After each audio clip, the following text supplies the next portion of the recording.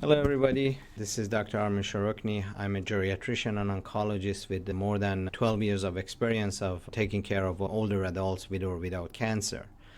My area of expertise and interest is improving outcomes and care process for older adults, regardless of whether they have cancer or not. One step in achieving that is to empower and inform patients and caregivers, especially when it comes to aging-related issues. So with that, the title of this talk is What You Should Know About Geriatric Care and Why It Matters. So in this lecture, we are going to understand what frailty is. We are going to become more familiar with frailty assessments, and we are going to appreciate the benefits that collaboration between geriatricians and other disciplines bring for older patients and their caregivers. So let's start with the case. This case is very familiar to many of you, regardless of the diagnosis or any other characteristic of this case. This is the curious case of Mr. P. So Mr. P is an 82-year-old male who was admitted to the hospital with shortness of breath. This was his third hospital visit with the same complaint in just 2 months. Diagnostic workup shows that his chest X-ray is showing some fluid in the lung. Echo confirms weakened heart with ejection fraction of just 30%. The normal is more than 55%. And the medical team correctly diagnosed this patient with acute heart failure. Basically, heart not pumping the blood as much as it should, causing some backflow fluid in the lungs and in the legs. So the treatment that the medical team has planned for was to administer furosemide, which is a medication to increase urination. And not surprisingly, Mr. P experienced a symptomatic improvement within 24 hours of that treatment. However, the next day, the medical team receives a frantic call from a concerned daughter. The daughter mentions that my father has fallen multiple times in the past few months. It may not be safe for him to go home. My father is probably not taking his medications properly, as I have found his medication bottles beneath the couch. My father's appetite has also been poor and he has lost some weight. You may not have noticed it because he was very swollen. I'm also very worried about his cognition. At times I feel he's not as sharp as he was before. This story is very similar to many stories that we hear and we encounter for our older parents, older grandparents, older family members when they are in the hospital and the medical team focuses on the main presenting symptom and the main diagnosis. But the question is what the medical team should have done and what was missing. So the question for you would be, what do you see in this page? And I will give you 5 seconds to think about it. So I'm sure a lot of you have mentioned that what you're seeing is either a circle or a dot. And that is true. That circle or a dot is heart failure. This patient's main diagnosis was heart failure. But was there anything else that we needed to see? Let's take a look a little bit deeper. And you see some smaller dots that in the first sort of assessment was not visible to many care providers. So what are these smaller dots? These smaller dots are diseases and issues like dementia, polypharmacy, taking too many medications, poor nutrition, exhausted caregiver, many hospitalization, gait and balance impairments, and falls. So the medical team may say, well, this patient presented with shortness of breath and he was diagnosed with heart failure. We properly treated heart failure. Why we should be bothered by the rest of these issues?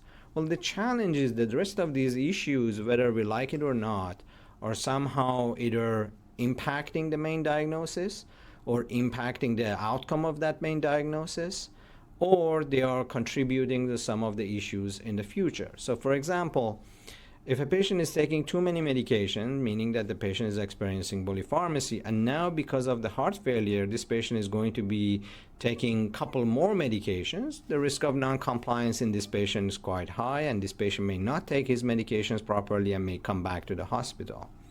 Or if the patient takes his medications properly but has been suffering from gait and balance impairment because of lightheadedness and dizziness, Because of the drop in the blood pressure, this patient may fall and experience a hip fracture and need another hospitalization and surgery. Or if the caregiver is already exhausted, there's no way that that caregiver can provide heart-healthy meal for these patients, the low sodium diet that many cardiologists and heart doctors advise for these sort of patients.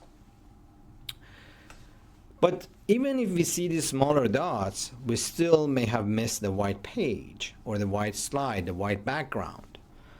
So what is that white page or white background? That is the whole patient. That is Mr. P. Throughout this whole process, we have missed Mr. P as a whole. We focus on some diseases. We shrunk Mr. P to a bunch of diseases and issues without respecting him as a whole.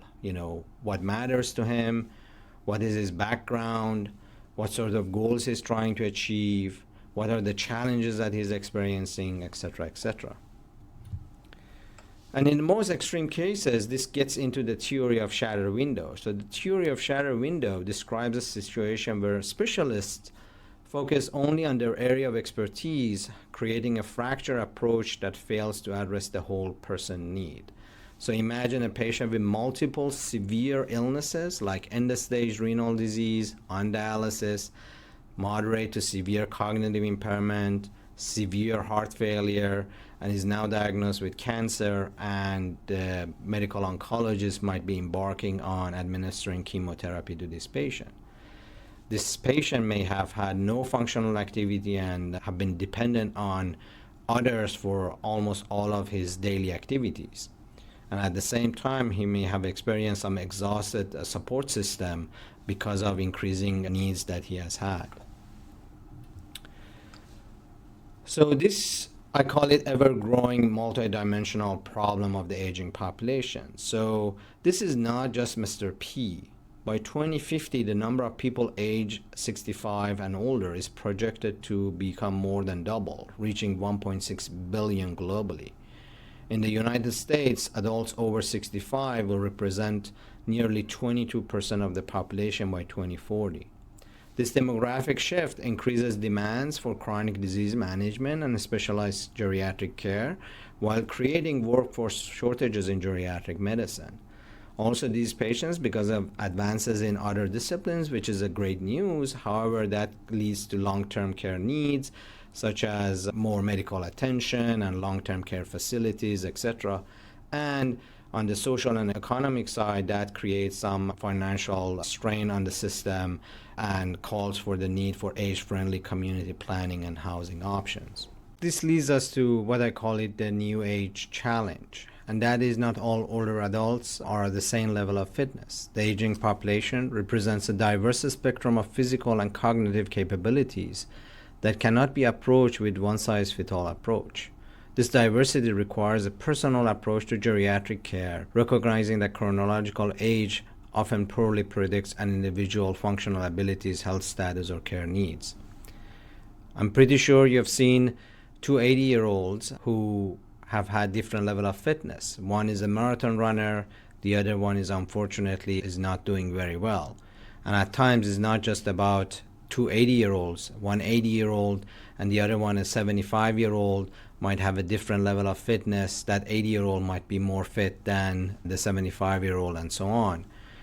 These people also may experience different level of cognitive function. One might be very robust and sharp, while the other unfortunately may have experienced some cognitive decline even in the earlier and younger ages.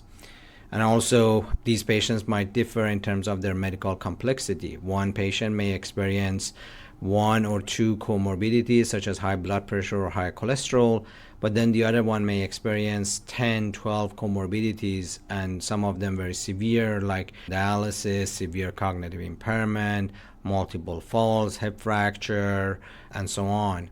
So the new age challenge pressures healthcare providers to develop individualized assessment tools and treatment plans that address the specific needs, preference, and capabilities and capacities of each older adult. This becomes somewhat more problematic when patients are admitted to the hospital, and that is most of the time medical assessment for older patients begin with the generic phrases like 82-year-old male without describing the whole person. Healthcare records reduce older adults to age, gender, and chief complaint, failing to capture their overall health status, functional capacity, and personal preferences. As we discussed, two 82-year-old men might have completely different capabilities, one living independently and being physically active, and the other one being frail with some cognitive decline requiring significant assistance. This reductioning approach, especially during hospital stay, leads to inappropriate care plans and missed intervention opportunities. So, many of us are interested in predicting outcomes.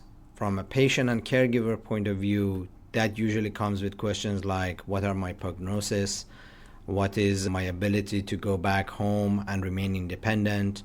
I don't want to be a burden on my family. What is the likelihood of that thing happening, etc. And in reality, a negative outcome is a product of frailty and stressors.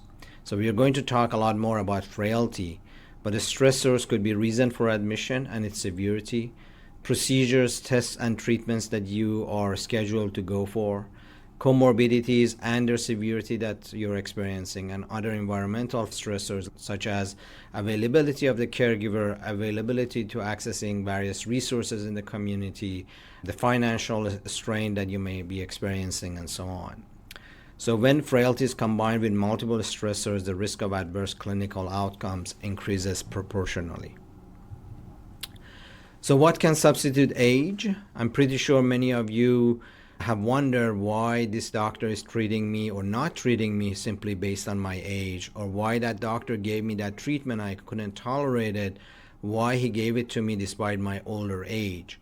In reality, in geriatrics, we are not very interested in age of the patient, but we are interested on whether you're frail or fit. So what is frailty? Frailty is your body's decreased or complete inability to tolerate stress, which represents a state of increased vulnerability to adverse outcomes when exposed to stressors. So let's talk about this more. So these are three patients. One is managing well or considered to be fit, and the other one has mild frailty, and the other one has severe frailty. Let's say these three patients are all age 82, and they are all going for resection of the part of their large intestine because they are diagnosed with colon cancer.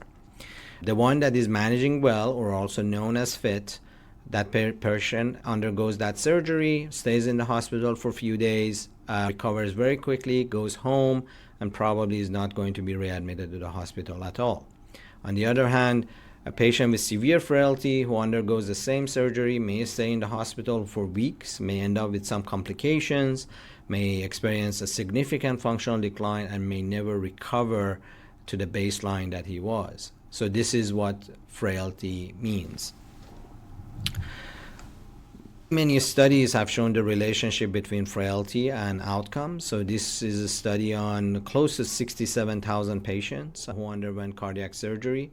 And as you see, frail patients were 2 times more likely to have mortality during the time of surgery and 3 times more likely to have midterm mortality. They were at much higher risk for prolonged hospital stay and be discharged to non-home settings such as nursing home or rehab facilities. There's also a difference in life trajectory of fit versus frail patients. So fit older adults typically maintain their functional independence for a much longer period of time, with a shorter period of disability before death and relatively steep terminal decline. On the other hand, frail older adults often experience earlier functional decline with prolonged periods of disability, more frequent hospitalization, and gradual downward trajectory. These distinct paths directly impact quality of life and response to medical interventions, highlighting why personalized assessment beyond chronological age is essential. It's also important to note that the relationship between frailty and health outcomes is a two-way street. Frailty can lead to negative clinical outcomes. However, negative clinical outcome can also worsen frailty, creating in the most extreme cases a vicious cycle. For example, if a patient who is frail is admitted to the hospital, because of that prolonged hospital stay and bed rest during that hospital stay, may lose more muscle mass and be at risk for additional frailty, falls, and fractures, which can then worsen frailty. Breaking this cycle requires proactive frailty assessment, targeted preventive interventions, and specialized care approaches that addresses the unique vulnerabilities of all frail older adults. It's also important to note the relationship between frailty and age. Although as we age, we are more likely to experience frailty, but not all older patients are frail. As we discussed, there could be two 85-year-olds. One could be very fit and the other one could be very frail. Also, not older adults or not people of the same age are going to be frail. One study showed that only 25% of adults over the age of 85 is considered to be frail, while 75% of them maintain varying degree of robustness. Again, understanding this complex relationship enables healthcare providers to move beyond age-based assumptions and develop more personalized care approaches. So the gold standard of assessing frailty is comprehensive geriatric assessment, a multidimensional interdisciplinary diagnostic process to determine an older person's medical, psychological, and functional capabilities. Components of geriatric assessment include evaluation of physical health, cognitive function, psychological state, functional abilities like activities of daily living like bathing and grooming, instrumental activities of daily living, taking medications, handling finances, availability of social support, environmental factors, and nutritional status. This assessment provides a more accurate prediction of outcomes than chronological age alone, helping clinicians develop personalized care plans that address specific vulnerabilities and strengths. This is conducted by an interdisciplinary team, which includes geriatricians, nurses, social workers, physical therapists, pharmacists, and other specialists as needed. When implemented systematically, geriatric assessment has been shown to reduce hospital readmissions, decrease healthcare costs, improve quality care and quality of life, and help maintain functional independence in older adults. There are various initiatives to incorporate geriatric assessment and management in different phases of care. We do have geriatric emergency department. These are specialized emergency departments designed to meet the unique needs of older adults, featuring enhanced staff training, modified physical environments, and integrated geriatric assessment protocols to improve outcomes and reduce hospital admissions. Geriatric surgery verification program, which is developed by American College of Surgeons to systematically improve surgical care for older adults. We do have geriatric inpatient units, as well as outpatient geriatric clinics, which are dedicated to provide comprehensive evaluation and care planning to support community-dwelling older adults, serving as a coordination hubs for complex care needs and preventive interventions. So in conclusion, geriatric care requires moving beyond chronological age to truly understand and address the complex needs of older adults. And throughout this presentation, we explored how traditional approaches to elderly care often fall short, as illustrated by the case of Mr. P. We've seen how chronological age alone is inadequate predictor of health outcomes and clinical needs. Instead, comprehensive geriatric assessment and frailty measurement provide a more accurate picture of an older adult's condition. The key takeaways from this presentation include frailty, not age, is a better predictor of clinical outcomes and should guide treatment decisions. The shattered window theory highlights how seemingly minor issues can cascade into major health crises for older adults, and unfortunately, even at that time, some care providers still may miss the crisis. Comprehensive geriatric assessment involving interdisciplinary teams significantly improve patient outcomes, and specialized care models such as emergency departments, surgical programs, inpatient and outpatient clinics and units have demonstrated effectiveness in reducing complications and improving quality of life. The multidimensional challenges of an aging population require innovative approaches that address physical, cognitive, and social aspects of care. By implementing these evidence-based approaches across healthcare settings, we can transform care for older adults, improving their quality of life, reduce healthcare costs, and better address the complex needs of our aging population. If you like this presentation, please like the video, subscribe to the channel, and share it with your family members and friends. Again, this is Armin Shorokny. I'm a geriatric oncologist very dedicated to improving care for older adults with or without cancer, and I hope you enjoy this lecture.